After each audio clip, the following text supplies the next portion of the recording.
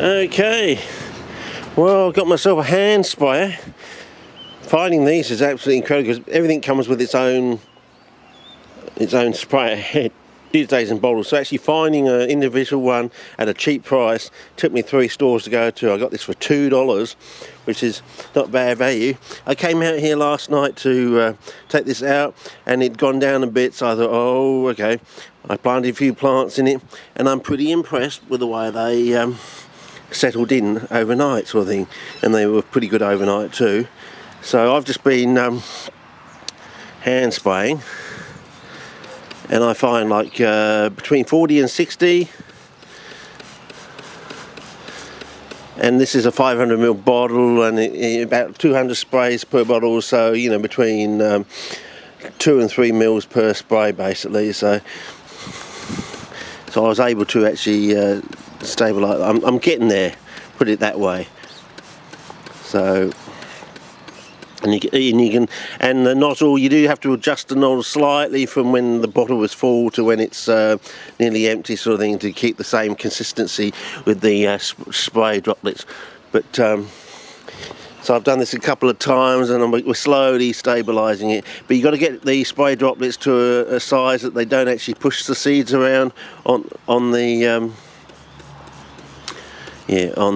soil, sort of thing. So we should be able to get these to stabilise, and these ones without the newspaper cellulose, which are already pre-stable, they're very easy to adapt. Anyway, so the idea from this slow food and semi-slow food, or micro fast, I don't know, is to every time we want to add our what the idea is to take our poly, and normally we add a part of sand to poly, but what we're going to do is add a part of sand and then a part of potato flour starch, and the same with and we're doing the 1/3 idea, because the intermediate grade seems to be somewhat independent of these other parts, whereas the fine stuff isn't, sort of thing. So we're going to get. So normally we would add 1 part of sand to that, and we'd add 1 part of sand to this. But instead we're going to add 1 part of sand, 1 part of sand there, and 1 part of that. So basically, whenever I'm using sand now, I'm going to try and, at least for this recipe, maybe for the future in general, is I'm going to, it will be 50-50 sand and potato flour, or something similar if that's not available in the shops or it gets too pricey, sort of thing. Maybe cornstarch or something like that. That's probably the next equivalent after that. So that's the best, and then you go to cornstarch, and then what's the next thing after that? I can't remember. There is something you can go, but it's not as good.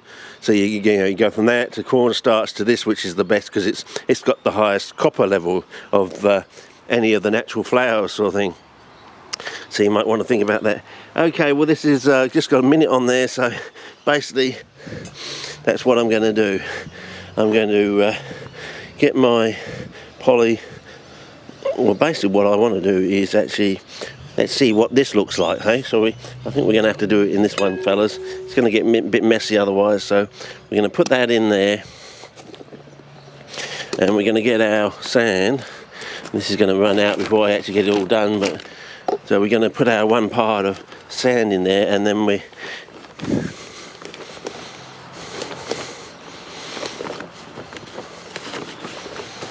Okay, so basically 1 part of sand to mix with that, but instead of adding another part of sand, when we add this one, we're going to add this to it. So